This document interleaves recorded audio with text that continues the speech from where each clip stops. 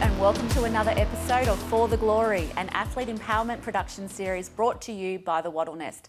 My name is Rachel Condos-Fields and I'm super excited to introduce you to some of Australia's great sporting talent as we share their stories, celebrate their success and embrace the power of sport as a true connector in our community. Joining me today is our beautiful co-host and Australian track and field athlete, Nana Owasu. Welcome back to the studio, Nana. Thank you for having me, Rachel. How are you today? Very well, thank you. Very well. And our next guest did not let a prosthetic leg get in the way of her sporting career. I wanted to introduce you to paraclimber Sarah Larcombe. Welcome, Sarah. Thank you. Thanks so much for having me. Our pleasure. So, Sarah, how did you find your passion for paraclimbing? I honestly fell into it. I feel like the whole thing was a bit of an accident, but I was just really interested in rock climbing because I loved watching rock climbing documentaries, and it took me a really long time to get up the nerve to actually go and try it.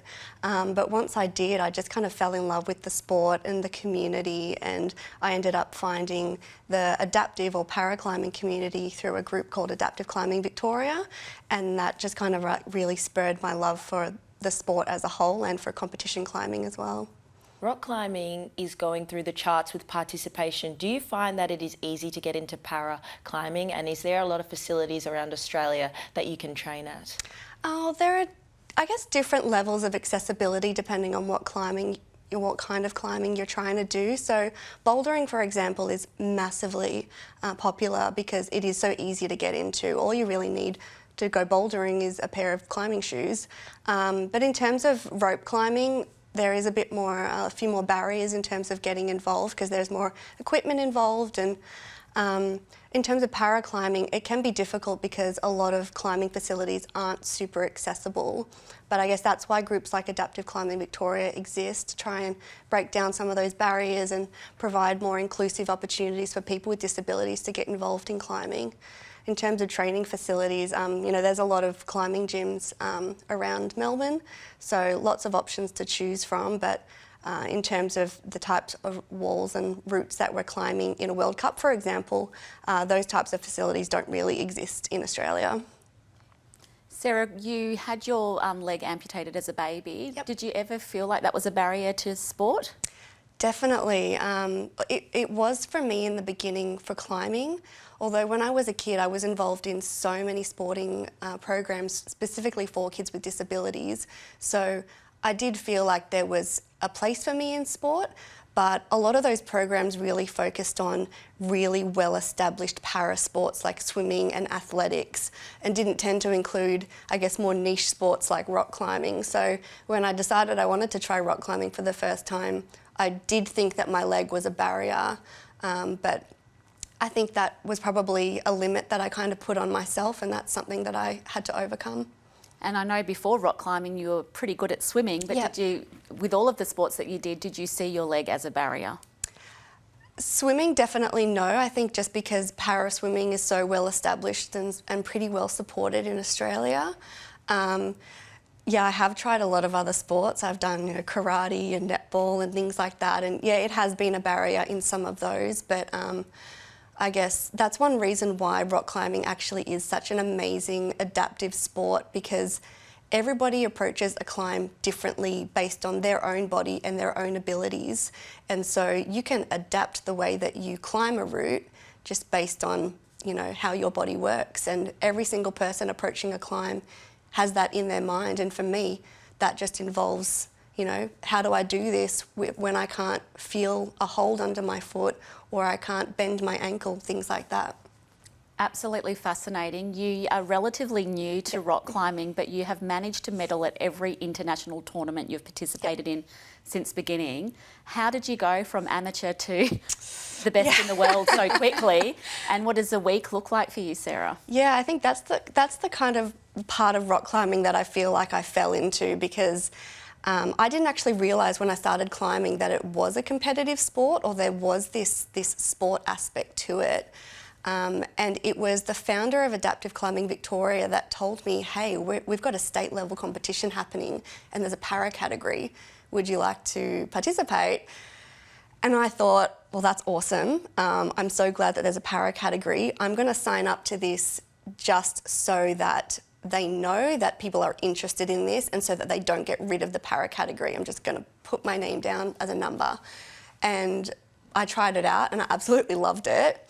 That was in 2020, so right before COVID lockdowns. In 2021, I managed to get away to Sydney for another state level competition, but it was only those two competitions that I actually did before I went to my first World Cup at the start of this year. So yeah, I had relatively little competition experience when I went to the international scene, and that first World Cup that I participated in was the one that I won. Congratulations, absolutely incredible. We've celebrated rock climbing, sports climbing being welcomed at Tokyo as an Olympic sport. Are we going to see climbing as a Paralympic sport anytime soon? I really hope so. So the International Federation of Sport Climbing have put in a bid for paraclimbing to be included in the LA 2028 Paralympics. That bid went in this year. I think we're hoping to hear back early next year, so fingers crossed. And the next question is, what are your future goals and aspirations? I guess it's really hard to, stay competition fit and kind of maintain that level of peak climbing with everything else that's going on in my life. You know, I work full time as well, and I would love to be able to, stay at that level until the Paralympics and participate, but, you know, that will be my goal. I'm just not sure if that will actually happen. Oh, well, we're here for you. We're here for you.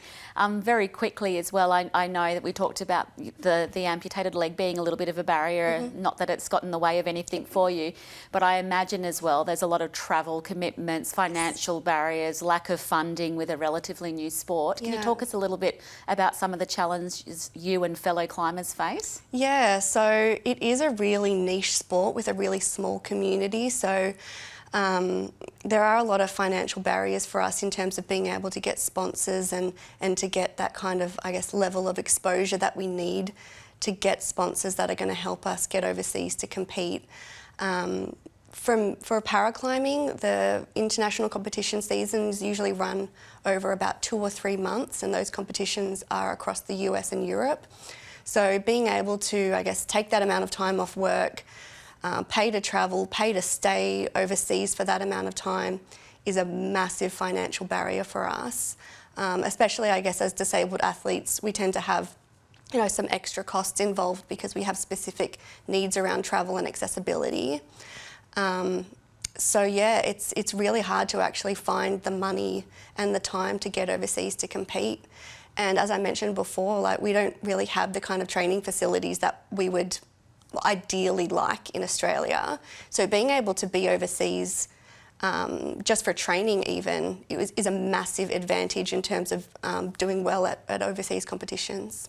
Well, let's hope we can get some support from the community in corporate Australia to help you achieve some of those future aspirations.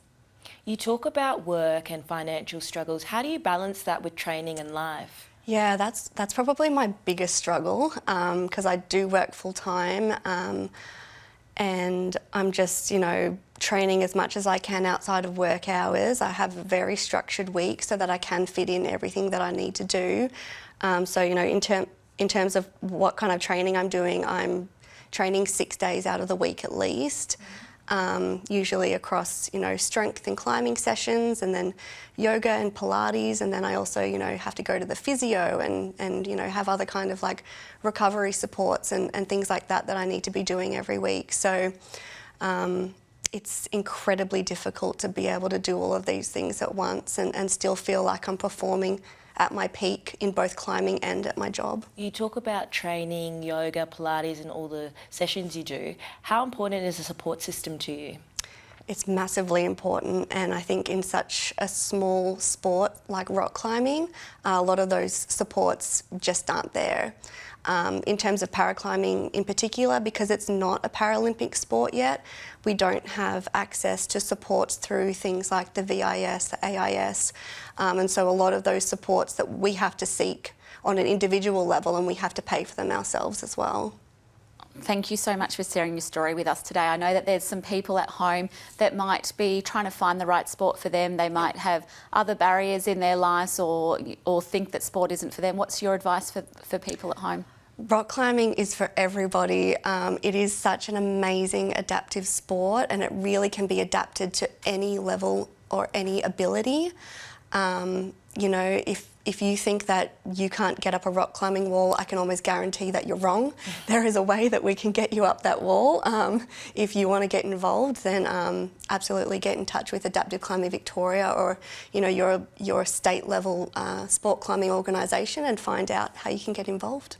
Thank you very much, Sarah. Before we wrap up, Nana likes to play a game. Today we're playing the Fast Four, which is 4 trivia questions coming your way. So over to you, Nana. So I have some sports questions for you. My first one is, what does WWE stand for? World Wrestling Entertainment. Bingo. Well done. First one off the bat. My second one is, what is the men's 100-metre record from Usain Bolt? Oh, it's under 10 seconds. I'm going to say it's 9 point something, but I'm not sure what the decimal points are. It is 9:58. So you were close. What's your PB, Nana, if you don't mind asking? Oh, it's not close. I tell you, it's not close. How many Olympics were held in Australia? Oh, we had Melbourne and Sydney. Is that it? Is it just the 2? Yeah. Okay, awesome. You are right. And my last question is, what is the largest sports stadium in Australia? Ooh, I don't know. So I'm just going to have to say MCG. Bingo, you were right. I reckon that's 4 from 4. I count the 9. Oh, yeah. There's only 2 that have done it. Well done, Sarah. Hey, thank you so much for coming into our studio today and sharing your story. We'll be watching with great interest, with our fingers crossed that we see paraclimbing as a Paralympic sport in the not too distant future. But good luck with everything. Thanks so much. Thanks for having me. I know at Wattle Nest we will put our hand up that para climbing needs to be at the Los Angeles Olympics. Absolutely, and it's a sport for all. Absolutely. So we'll be there. So that concludes this episode of For the Glory. Be sure to tune in next time as we discuss and share more stories from the professional athlete world. Thanks everyone. Until next time.